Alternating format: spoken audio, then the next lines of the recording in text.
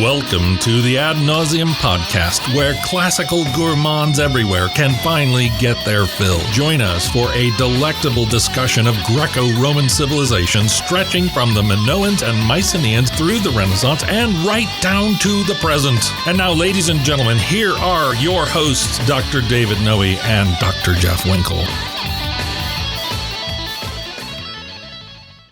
Welcome, loyal listener, to the Ad Nauseam podcast. My name is David Noe, and as always, I'm here in the Vomitorium, our studios in Grand Rapids, Michigan, with my co-host, Dr. Jeff Winkle. How are you, Jeff? Doing great today. All right. Are we ready to tackle Hesiod a second time? We are very ready. Okay, so before we get to it, let's give a shout-out to one of our favorite listeners, Dr. Ed Peters. Ed. Yeah, I've heard that name before. Have you? Yes. So Ed comes to us from Detroit, Michigan, where he is a professor at Sacred Heart Major Seminary. Ed likes to listen to Ad Nauseam. He especially liked the episode we did on the descent into the Scavi, the tomb of Peter. So you'd say he's a loyal listener? I would say he's definitely a loyal Excellent. listener. All right, thanks, Ed. He's reached the upper echelons of Ad Nauseam. Fabulous. Okay, so Jeff, why don't you get our listeners into what we have on tap today? Well, we're talking about Hesiod's Theogony today, Okay. right? So last week we covered his works and days, and this is the other surviving work of Hesiod. The Theogony translates to something like the birth of the gods, the origin of the gods. The family tree of The family whole tree. gang. The whole gang, exactly. Okay. Where Zeus and the whole lot comes from, as we're going to try to tackle that today. Yeah. But before we get into that, I believe you have a quote for us? Yes, I do. This is from one of my favorite classical scholars, the late Werner Jaeger, from his 1965 work, Paideia, The Ideals of Greek Culture, the first volume. He says, "It was Hesiod, in his other great work, the Theogony or Descent of the Gods, who first ventured to arrange all mythology into a comprehensive philosophical system. Driven by the awakening urge to find a due cause for each event, he constructed an ingenious genealogical tree for all inhabitants of heaven and hell. In his mythical description of chaos, of earth and heaven, and of eros, we cannot fail to see the three essential elements of a rational cosmogony. Earth and heaven are inevitable elements in any such account of the world, and chaos, which also appears in Nordic myths, is clearly an idea native to the Indo-Germanic race." So in that last part of the quote, he makes reference to other mythological traditions. Correct. And I think that's something that we'll explore in this episode a little bit. I see a lot of Near Eastern corollaries in Hesiod's Theogony. Kind of Gilgamesh-y. Gilgamesh, Enuma Elishi. Right. Something like that. And we're going to unleash the Kraken later on, if I'm not mistaken. Something akin to the Kraken. Okay. Yeah, all exactly. Right. Yeah. So the big questions or themes that we have in the Theogony, right, Yes. the descent of the gods, are things like, is this a canonical creation story? Right. Did all the Greeks believe this? Right. So it's one of those things that Hesiod is in that same camp with Homer from the same time period. Right. And he holds a similar kind of place in that he comes as close as we get to a kind of scripture. Exactly. Right. And then we have the notion of order coming out of chaos. We move from nature to things anthropomorphic. Right. We're going to define a lot of these terms. Of course, the Ad Nauseam listener is breathing pretty rarefied air for the most part. That's right. We don't really need to do this. They know all of course, this. Of course, I mean, exactly. they could, they could record this podcast themselves. That's right. Exactly right. But we'll define a few terms. And finally, the question is, why does Zeus ultimately win the war? Right. The war, you say? What's going on, Jeff? We have gods battling. Okay. Yeah, a very typical thing in lots of polytheistic creation stories. Right. Right. A theomachy. A theomachy. Or a titanomachy. Yes, to be more specific. That's right, the Yep. Battle of the Titans. Okay, so we're going to take a look at those kinds of things. And as we get started, Yes. Here in our first segment, Jeff, you're going to review for us quickly, who is Hesiod? Hesiod. In case people were foolish enough not to listen to episode 11. Exactly right. We got to catch them up. That's right. So if that's you, stop right now, go back and listen to that episode immediately. Yeah, we'll wait. Right. Time's up. All right, yes. So Hesiod, he's an epic poet from the same time period, roughly the same time period as Homer, maybe a little bit later. By tradition, he's a shepherd. He's visited by the Muses. He's from he's from Boeotia, kind of central Greece. Yeah, Boeotia, place good for cows. Yes, cowland, cow country. Not far from Elboya, place good for cows. Exactly. There's right. a lot of good places for cows. Well, not that many, but the ones that stick out, we have to name them. Right. That's where the cows went. Right. Yeah. So the town of Askra, the foot of Mount Helicon, somewhere like that. Right. So about 700 BC, the Muses touch down there. They make a landing and they say, Hesiod, Sing come this. on, get to work. Get to work. Exactly Okay. right. Yep. And so he's credited with composing these two poems, the Theogony and the Works and Days. He's got a couple of other minor works, doesn't he, too? Lost, right? Yeah, well, I think they're fragments. We're not going to go into it, really. But like Homer, probably, if he was a real historical persona, he surely composed other things that just simply aren't available. Right. Right. So, Jeff, this week you're going to get us started off with a little bit of Greek. I am. A little bit of the poetry from the beginning of the Theogony. So let's hear it. I should say that I'm a little miffed that you've been kind of hogging all the Greek and what Latin can I say? Recitation, and maybe after I'm done, the listener will see why that's been. Okay. But these are the opening lines to Hesiod's Theogony, again in ancient Greek, and in the dactylic hexameter. Dactylic, 6 feet per line, right? Yes. All right, let's hear it. So maybe something like this. Museon elekonadion arkomethaeden, aithelekonos ekusenoros megatezatheonte. Kai te peri crenen io edia posapaloisen, or juntai kai bomoneristeni os chronionos. Oh, wow. Mic drop there, Winkle. That was mellifluous, don't you think? That was very mellifluous. I could hear a lyre plucking behind me as I did that. Yeah, the honey poured out of that, let's say. Very nice. Okay, so now we got the Lombardo translation of those lovely lines. Hackett, 1993. Yep. Begin our singing with the Heliconian muses, who possess Mount Helicon high and holy, and near its violet-stained spring on petal-soft feet, dance circling the altar of almighty Cronion. Right.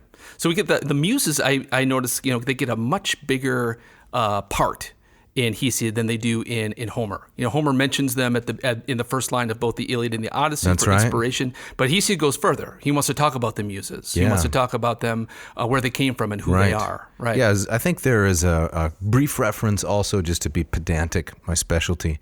Book 2 of the Iliad, before the catalog of ships, he has another reference to the muses. So they crop up. They do crop up. But absolutely, Hesiod gives us a full background of who they are, right? Right. They're dancing on petal-soft feet near the violet-stained spring. This is beautiful poetry. It is beautiful poetry. I know you were kind of speaking flippantly when you said, the muses alight and say to Hesiod, get to work. Right. But that's kind of what they do. It is exactly it. Right. They strong-arm him into doing this. Correct. Yeah. And one of the abiding questions that I have, and my students typically have, and we'll talk about a little bit later, is, did the Greeks really believe this? Yeah. Is this merely a literary device, or did Hesiod really believe that this is what happened? Exactly right. And to go further, as we start getting into the the genealogy of the gods and who they are and what they represent, it also raises these questions of how did the Greeks imagine them? How did they see them? Right. Kind of literal, figurative, a mix of both. Right.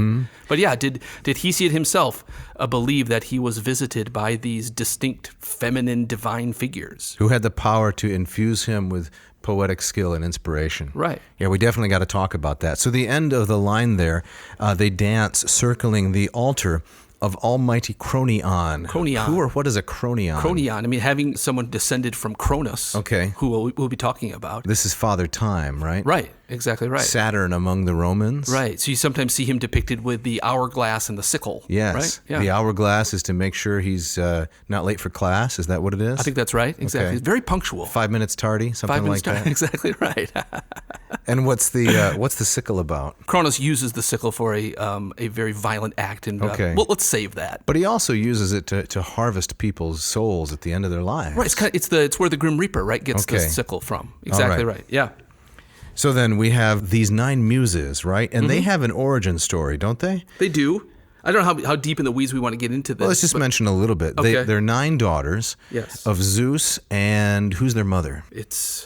I'm blanking on It's that. unpronounceable. Mnemosyne. Oh, of course, right. So, yeah. Mnemosyne. Yes, there you go. Or in Latin, memoria. Memoria, memory. Right. Yes. So when memory, this to me is interesting, and I'm tempted toward an allegorical interpretation here, but when memory and the father of gods and men, Zeus, when they join, their offspring is poetry and inspiration, the 9 muses. Yeah. And that takes me back. I think it's something I think you said last week too, of the primacy of poetry. Right. Right. If you wanted to say something serious to the culture, you said it in poetry, not prose. No, absolutely not. Right? At least not until you get to Plato and Aristotle. That's right. Yep. And Herodotus. So these 9 muses, who are some of them? Let's just touch on a couple. We have Clio, who's the muse of history. Euterpe, the muse of song, lyric, poetry. My favorite one, Thaleia. Thaleia, comedy. Yeah, the muse of comedy. Comedy, yeah. There is a bust of Thaleia. I think it's a 19th century work. I don't remember who made it. It's just beautiful. Yeah. Captures the playfulness and the beauty of a good joke. Right. Yeah, exactly. And very important to Greek culture. Definitely. We'll have to do an episode on comedy. It won't be funny, Jeff. It'll be brutally unfunny. And we have Melpomene, the muse of tragedy, Terpsichore dance, so on and so forth. Yep. We should mention Urania, which I think is so interesting. She's a muse of astronomy. Does astronomy need a muse? Well, I guess so. I mean, she's one of the big 9. And she has one. All right, let's talk about some of these early gods that simply are there at the beginning of things. Right. Yeah. They are not at all anthropomorphic. No, not at all. So let's define that term a little bit. Anthropomorphic, human-shaped. Okay. Right. So by the time we get down to Zeus and the Olympian deities, these are gods and goddesses that are sculptable, right, paintable. They're distinctly masculine and feminine for the most part. So Zeus has his ambrosial locks.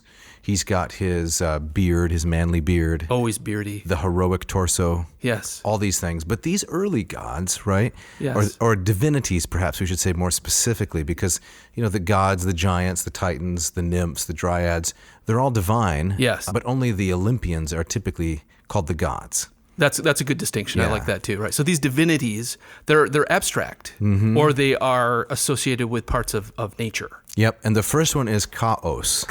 Chaos, as Hesiod tells us. Now, typically when I lecture in classical myth, I try to find something to illustrate this because, the younger kids, they like visuals for everything. Right. And it's incredibly difficult. How are you going to illustrate? I try to find like a bowl of spaghetti or something like that. A bowl of spaghetti? Where's this going? Well, it's something chaotic, right? There I are see. a number of different elements, but there's no discernible order. Gotcha, right. Maybe a picture of a dorm room or something. Something that's all just kind of discombobulated. I gotcha. I always use the image of like a lump of clay. Well, a lump of clay is something that's good. awaiting to be ordered. But there's nothing else in it, though.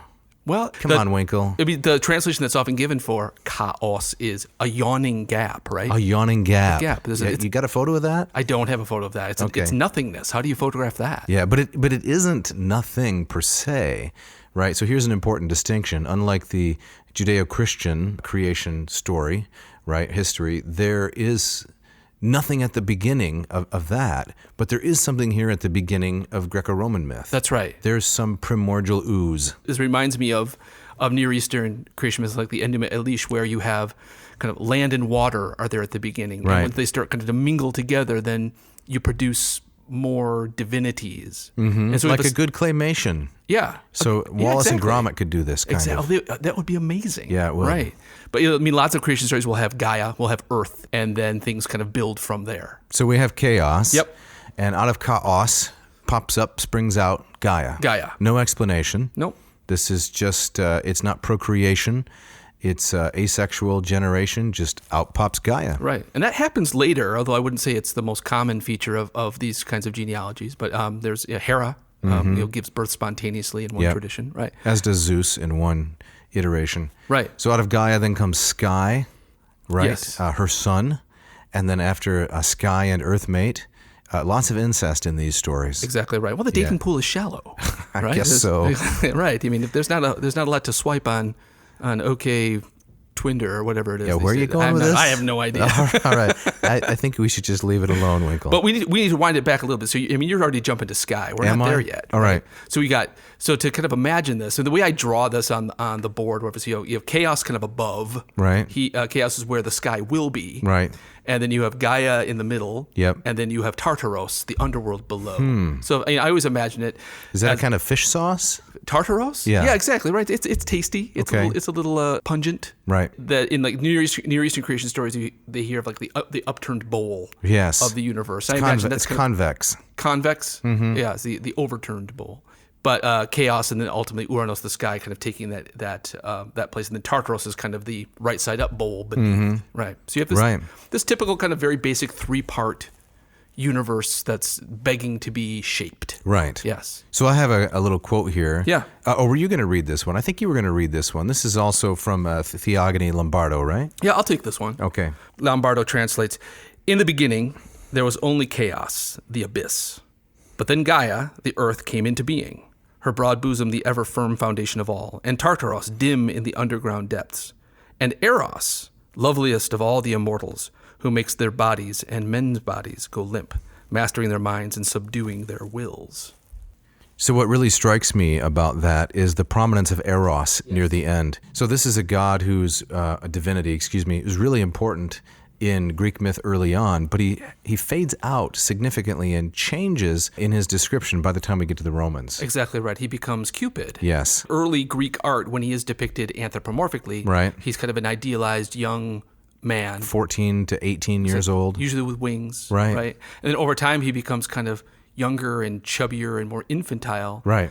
I think when most people think Cupid, they think of the chubby baby on the Valentine's card. Definitely. Right. And So by the time of the Renaissance, he's completely unrecognizable. Right. And multiplied. You have Right. multiple Cupids. They're all over the landscape. Right. Someone must have written a book about this. I'm sure it's out there. So if one of our listeners knows of a good treatment, preferably a scholarly treatment, I would say 10 to 15 footnotes per page, they should send us that reference so we can look it up. Or send us the book. Send us the book. Send us the book. Right. As long as there aren't too many big words. Exactly right. Yeah. Keep it real. So with Eros then, originally he's really powerful. Very powerful. Deadly serious. Dark, right? Mysterious. What are some of the things he does and can do? He's the catalyst for creation, right? When I see Eros in Hesiod's version, I don't imagine him in my mind's eye as a anthropomorphic deity. He's more kind of a primeval force. Right. It's the libido, it's procreation that gets everything moving and multiplying, and that's the force that makes creation go. Yeah, there's a wonderful reference, you might say, at the beginning of Lucretius, the Roman poet, his De Rerum Natura, the whole enchilada. Right at the beginning of that, he's got this hymn to Venus. That's right. Right, the goddess. And as she moves across the landscape, the entire landscape goes a kind of Technicolor green as it lights up with procreative activity. Flowers and animals and creatures. Everything is just effusively filling the earth. Interesting. Have you ever seen the film Pleasantville? No. It's a film that starts in black and white. I think Tobey Maguire's in that, right? It sounds Maguire-y. So. It's pre-Spider-Man. But as people kind of discover their Eros in that film, it changes from black and white to color. Interesting. So, I regret going down this road now. Should have started with Pleasantville and gone to Lucretius. I apologize for that. That's all right. So Eros gets everything moving. Yes. Now, one of the questions that my students in myth class always ask, and I often start with the Theogony, at least very early in the class, Makes sense. Is how are we supposed to view these gods? Right. And how do the Greeks view these gods? I mean, I find that my students will often come with this assumption that the Greeks saw them very literally and imagine them as when you see a statue of Zeus, they imagine that's how Zeus looks like. And if you were to encounter him, that's how he would look. But it's a really complicated question. So I have a similar experience when discussing these things with my students. They ascribe to the ancient Greeks a really primitive, almost impossible understanding of their own gods. Yeah. And they also think that none of this is real at all. Right. And I think that's probably post-Enlightenment. Yeah. The world has no supernatural elements in it whatsoever. Yes, I sometimes see as my students kind of almost like patting the Greeks on the head. Right. Like these silly primitive peoples, believing these silly fictions. Yeah, only really stupid people could believe these things. Right, exactly. Right. So how should we see them then? Well, I like the approach that André-Jean Festugière. Festugière. Is that French? Yeah, it's a French philosopher, Dominican friar, and so forth. He wrote this work, Personal Religion Among the Greeks, 1954. And I have a little quote to share from that. Please. Seen from without, traditional Greek religion has all the marks of a social phenomenon, a thing which concerns the state. So here I'm editorializing, right? Religion is a state activity. Okay. And then to continue, temples are dedicated to the civic gods, priests are civic magistrates. On certain days, all the citizens in a body, men, women, and children, gather before the temple for solemn sacrifice. The hymns then sung in honor of the god, the prayers addressed to him, have an official character. It is a matter of obtaining the god's favor for the prosperity and well-being of the entire people. Athena is the goddess of Athens, of the Athenians, considered as a social entity before being the goddess of the Athenian as a private individual. Now here's the money quote, right? Here's the important takeaway. Nevertheless, says Festugier, we should be mistaken if we believed that even the official deity of the city, such as Athena at Athens, received no more than purely civic homage. Ah, okay. So how would you boil that down? There's a ton of stuff in there. There's a lot there. Yeah. So ancient Greek religion has both a very public face and a private face. If you think about the public face, you might think, well, they're all doing this because they're civically obligated to do so, right? Corinth has its god, Athens has its goddess, Sparta, and so on and so forth. But it would be a mistake, says Festugier, and he cites a lot of evidence, private evidence. Yeah. It'd be a mistake to think that these people did not believe in their gods and goddesses, that there was no real actual fervency and devotion within their homes and within their hearts, you might say. Sure. That's very interesting. I think that one of the problems with studying or understanding kind of personal Greek religion is that the example of Athens is so over-evidenced. Yeah, it's right? so prominent. It's so prominent. Eclipses everything else. Exactly right. In my own study, it seems that there's a problem with that in that I don't know if that's typical, right? The way Right. that the Athenians saw Athena and how she was, she mourned their soldiers when they died and was so kind of invested in the citizenry of Athens that I'm not sure that's indicative of other places as well. Right. Yeah.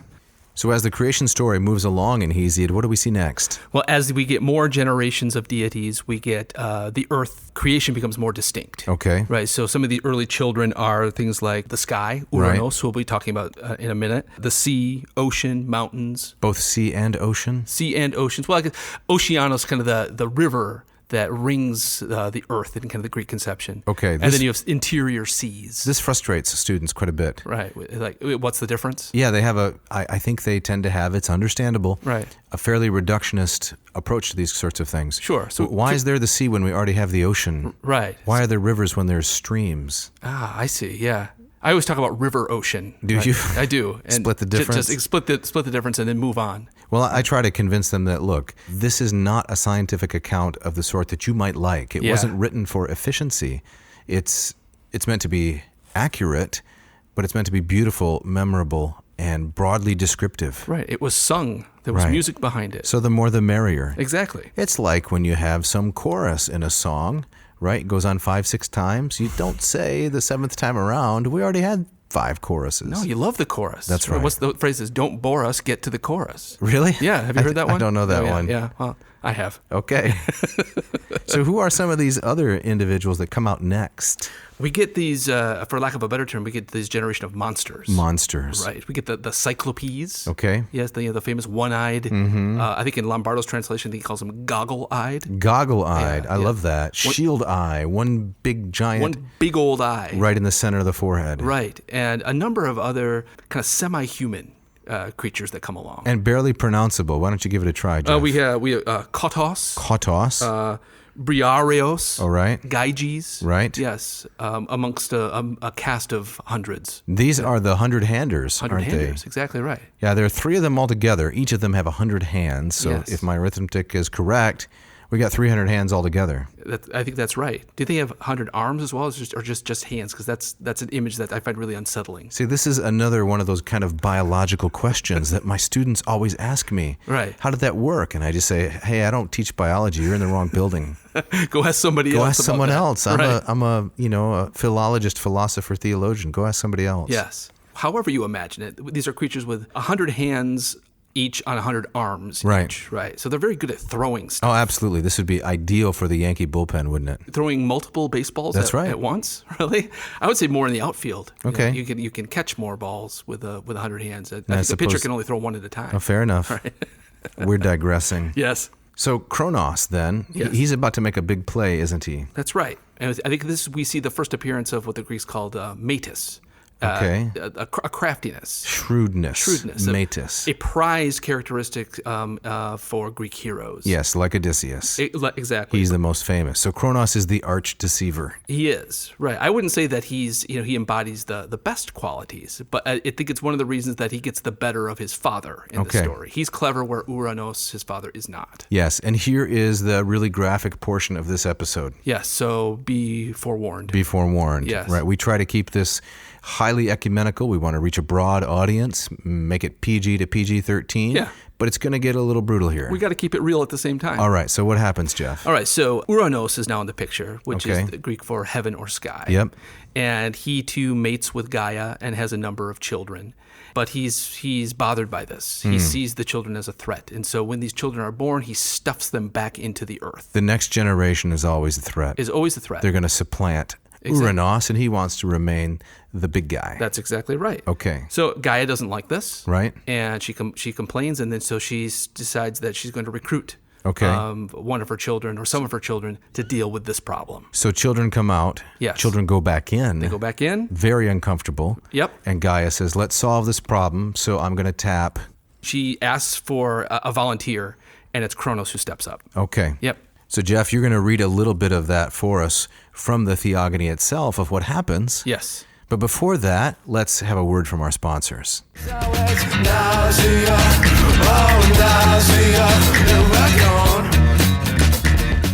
This episode of Ad Nauseam is brought to you by Hackett Publishing. Since 1972, Hackett Publishing has been an independent publisher of high-quality translations in the field of classics, as well as many other corners of the humanities.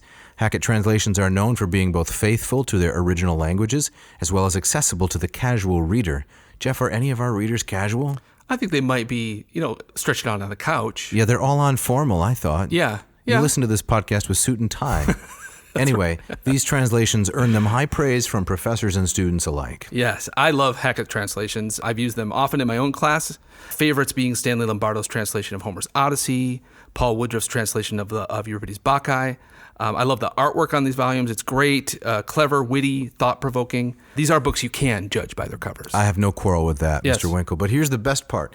From now until December 31, which I believe is the last day of the year, Yes. Ad Nauseam listeners can score 20% on any order. 20%. 20 and receive free shipping from Oh, Hackett man. Publishing. All you have to do is go to hackettpublishing.com, find the text you want, drop them in your shopping cart, and enter the code AN, Ad Nauseam, AN2020 in the box which asks for the coupon code. That's all they have to do? Well, that and a few cartwheels. A few cartwheels. All right, that's a small price to pay. Absolutely. It's a great deal. Listeners, don't hesitate. Check out hackettpublishing.com today. hackettpublishing.com. Coupon code AN2020. You won't regret it. Now, we have a second sponsor, too. Isn't that right? Indeed, we do. Who is it? Well, it's one I'm quite familiar with. It's the Moss Method. The Moss Method. Tell us about that. Well, the Moss Method, some of our listeners might be familiar, is a program I've developed to master ancient Greek. This can be done Absolutely. As I like to say, it takes you from neophyte to erudite in a short amount in a of time. short amount of time. That sounds great. And guess what, Jeff? What? We are running a special Blafry Monsai. What are you saying there? A Blafry Monsai. Black Friday Month, so what does that mean? It's a Black Friday, Cyber Monday special. Oh, man, what do they get? Well, listeners, if they go to the website, mossmethod.com, anytime on Friday, November 27 through Monday, November 30, that's about a 4-day period, Okay. they can get Module 1 at $50 off. That's huge. It is huge. Or they can get Modules 1 and 2 together at a $75 discount. That's huger. It's hugest, perhaps. That sounds great. So mossmethod.com. Yes, mossmethod.com Okay. to score the Blafry Monsai. Check it out.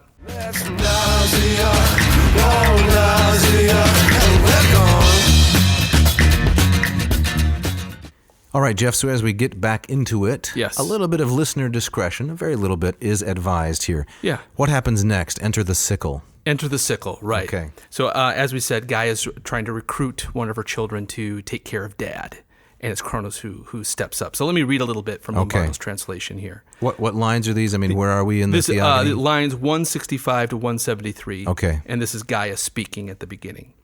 She says, "Listen to me, children, and we might yet get even with your criminal father for what he has done to us." From he's stuffing children back into her. After all, he started this whole ugly business. They were tongue-tied with fear when they heard this. But Kronos, whose mind worked in strange ways, got his pluck up and found the words to answer her. "I think I might be able to bring it off, Mother. I can't stand Father. He doesn't even deserve the name. After all, he started this whole ugly business." So it's after that Gaia produces a sickle Right. from herself. Yes, she generates it. It's adamantine. Adamantine, This right. really hard metal. Exactly. And Kronos takes it up, Scoops it off. and what does he do? Yeah, he severs his father's genitals. Yes. Right, And- so there's going to be no more children of Sky. Right. I think this takes us back to Eros. And as the central element is that to try to control or to use the power of Eros is inherent in your identity as a divinity. And so the castration, again, I think that, how are we supposed to imagine this? Is literal? Is it I figurative? try not to imagine it at all, frankly. Exactly right. But I think that the point is, by castrating his father, Uranos is no longer a functioning deity. That's right. Yeah. So then, strange to say, Yes. and you can't make this stuff up, right?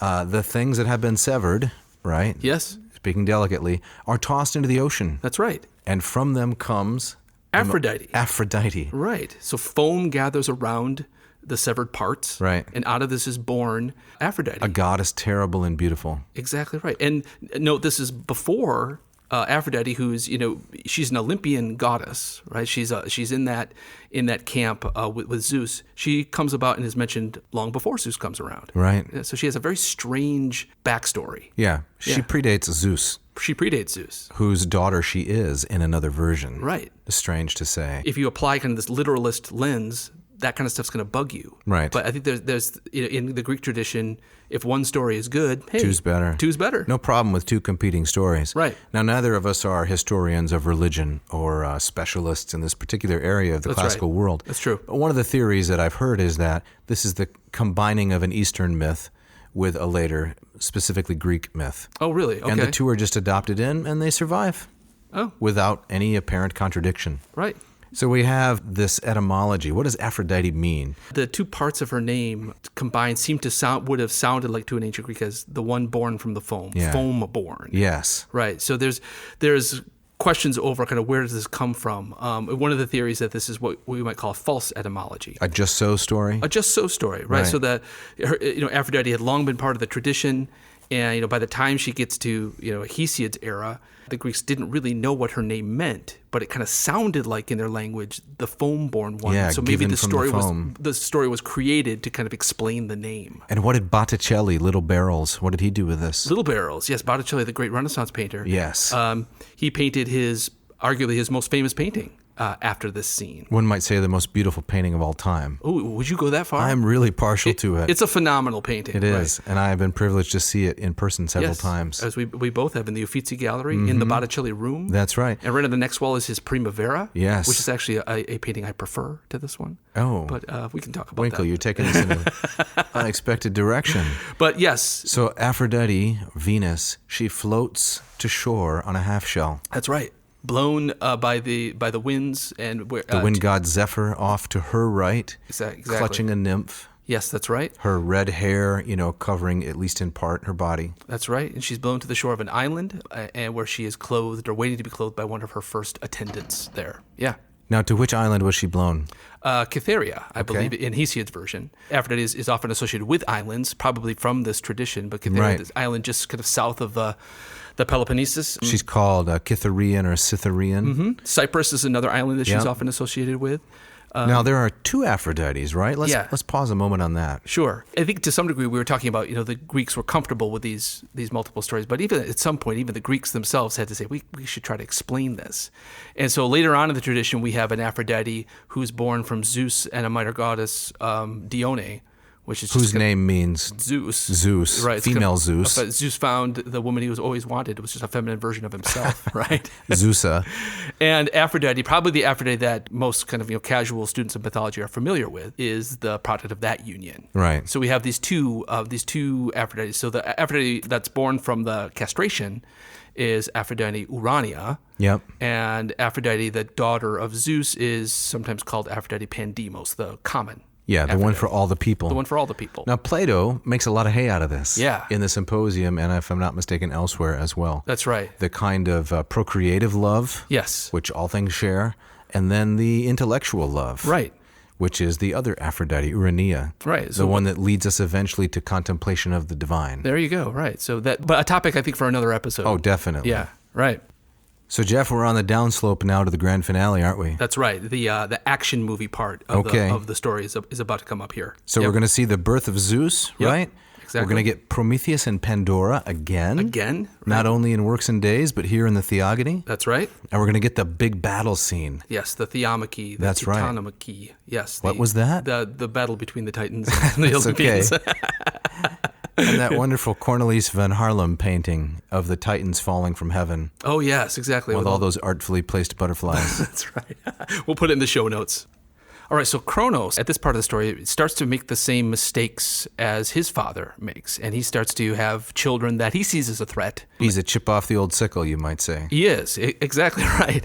But it's more complicated. Kronos receives an oracle of sorts that tells him that one of his children will overthrow him. As a text message, how does this arrive? I'm not exactly sure how it arrives. I'm going all literal on you now, aren't I? Yeah, exactly right. Yeah, Sorry. Stop asking these questions. Sorry. Oh my gosh.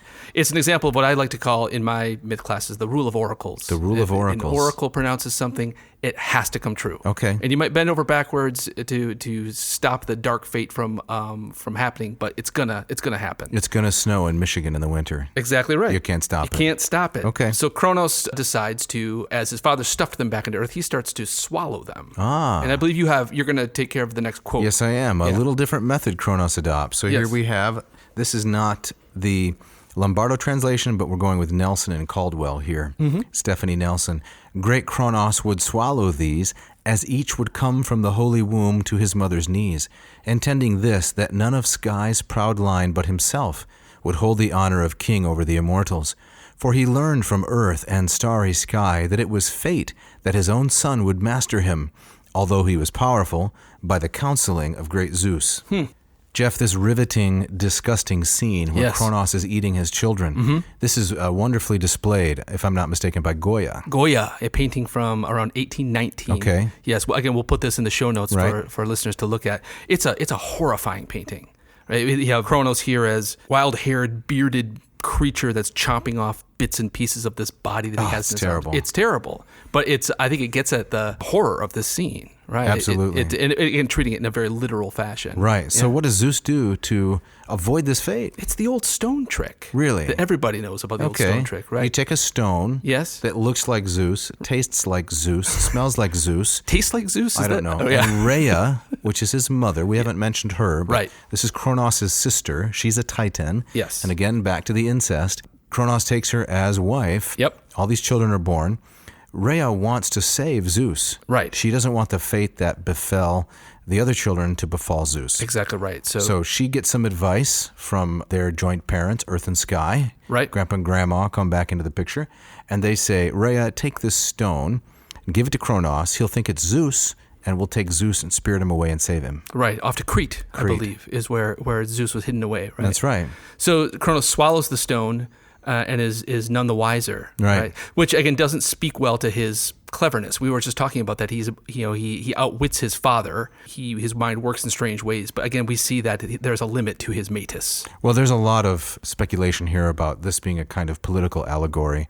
Once someone gets in power, he loses his grip, and so on and so forth. And that's how these stories are often read, which is plausible but completely discounts the fact, as we said before, that the Greeks believed this was true and sincerely believed in it. Exactly right. But so kind of an absolute power corrupts absolutely kind of element to it. Yeah. Right. So what happens after he swallows the stone?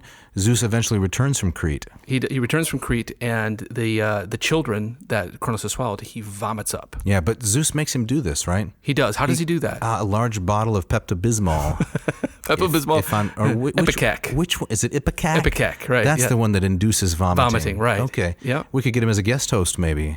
Although I think he'd be a very unpleasant guest Yeah, host. no doubt. If he behaves the way he does in the Goya painting, we want nothing to do with him. Exactly. This is the vomitorium, but we don't want people actually vomiting. It's not the dismembratorium. No, exactly right. We have some standards. Right.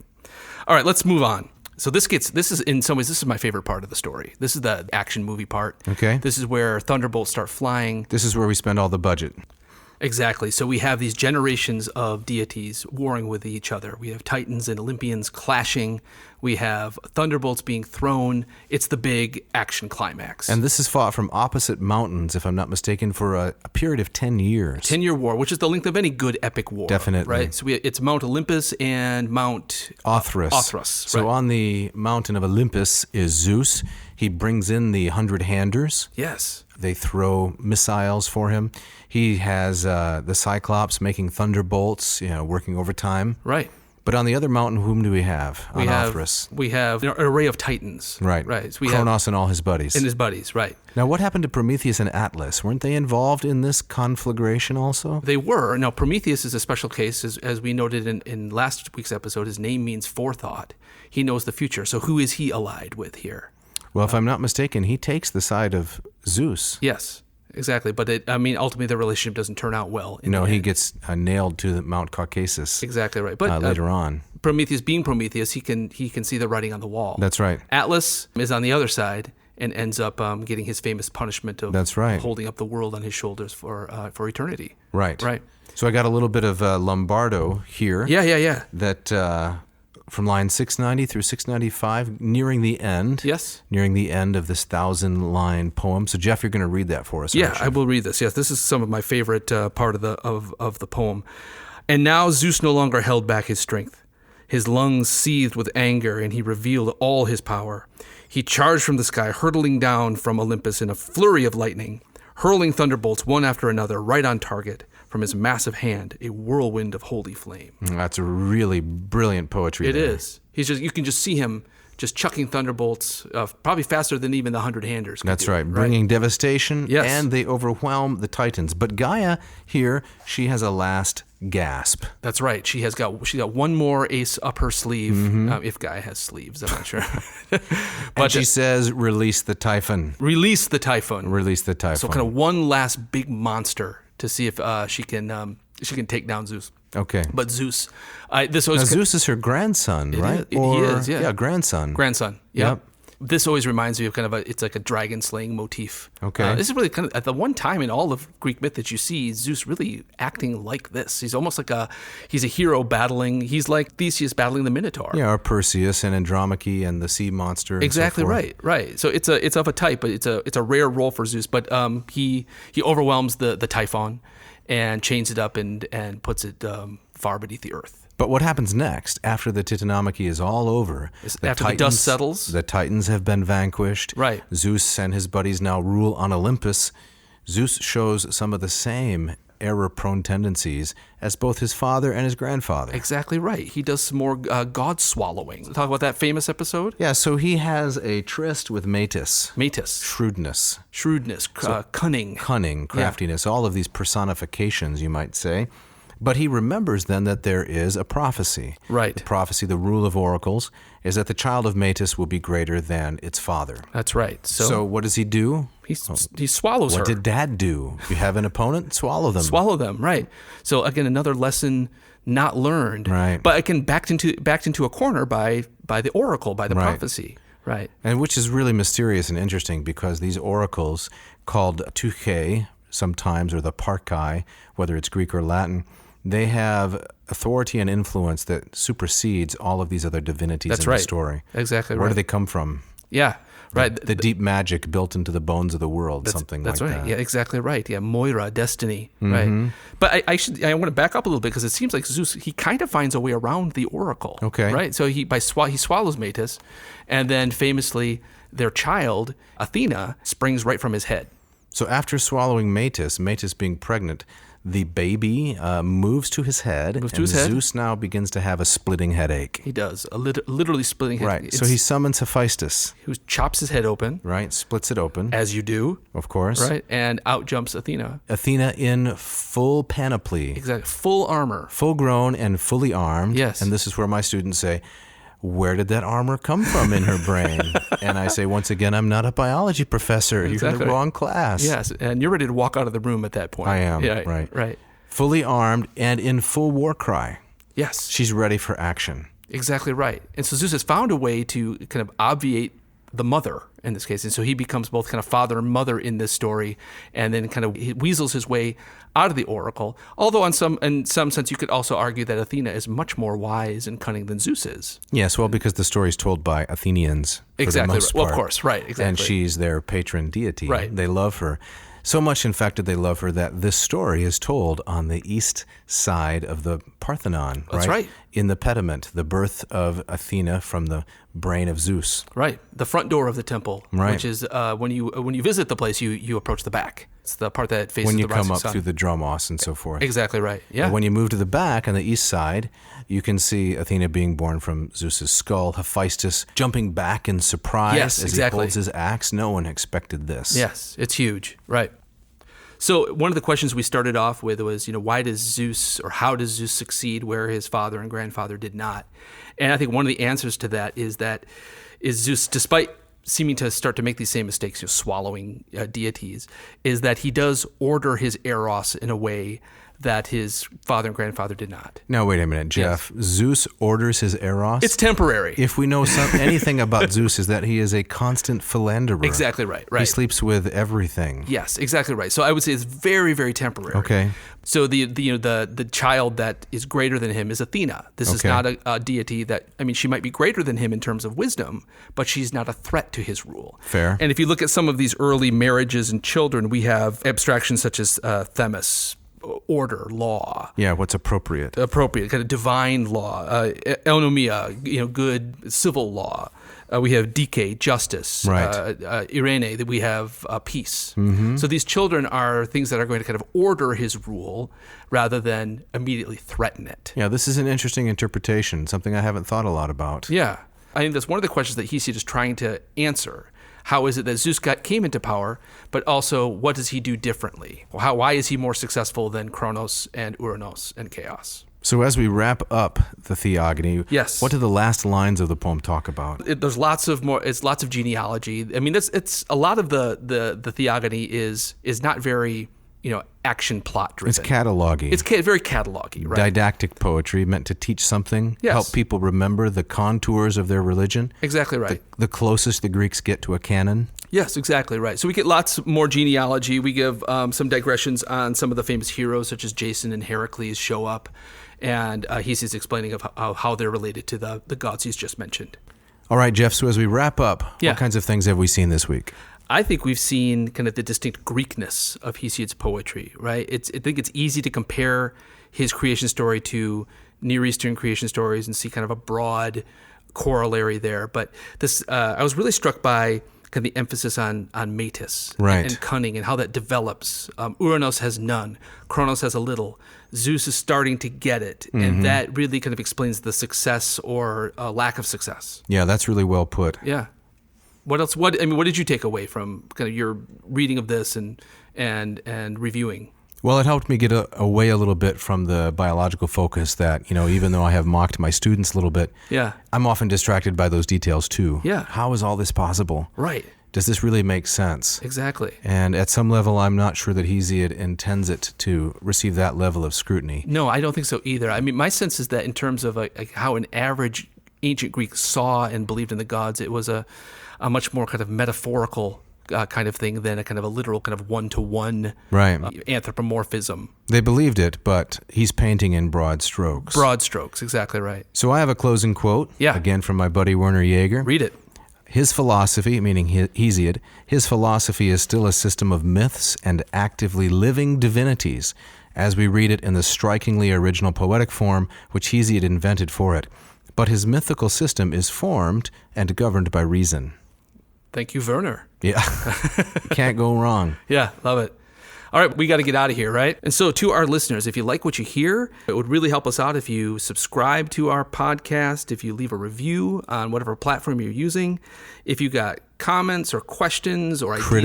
Criticisms, yes. If you have those. Convulsive reactions. Yeah, send those to Dave. At dave@adnauseam.com. If you just praise and nothing but but good things. That goes to Jeff. At adnauseam.com. Again, the V in there. They can't forget that. Nope. The V for victory. So check out the website, check us out on Instagram, and thank you for continuing to support us. That's right. And what are we going to cover next week? The Heluari. What's that? That is gorging. Okay. So more gorging. It was just perfect for this podcast. Yeah, right? so Heluari, Yeah. Cicero and Cato and gorging on books. Yes. In Finibus, Book 3. Right. A good Thanksgiving episode. Yeah, you're going to load up on turkey and other kinds of delights. You're going to load up on books. A lot of them books. Yeah, Right. tune in next week for that. Exactly. So we want to thank our sound engineer, Yes, Mishka. Mishka Fernando. She does brilliant work for us. Thank you, Yes. Mishka. Thank you, Mishka. And I believe you have our gustatory parting shot this week. I do. I have our gustatory gastroclassical Fare Thee Well. Drop it. This is from Oscar Wilde. Ah, yes. After a good dinner, one can forgive anybody, even one's own relations. Perfect for Thanksgiving. Thanks for listening. Thanks.